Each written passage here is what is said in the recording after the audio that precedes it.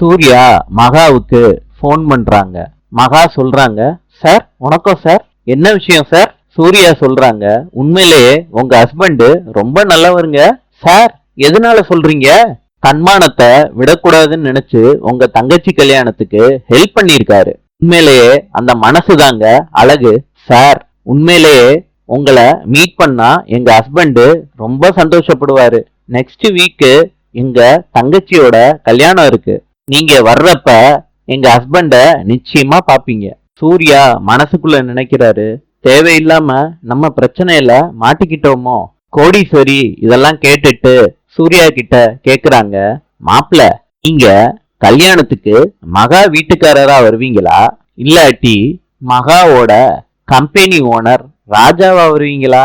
மகா போனை வச்சுட்டு மனசுக்குள்ளேயே சொல்லிக்கிறாங்க, ஏங்க நீங்க யாருன்னு நான் கண்டுபிடிச்சிட்டேன் சூர்யா. நாளை சந்திப்போம்.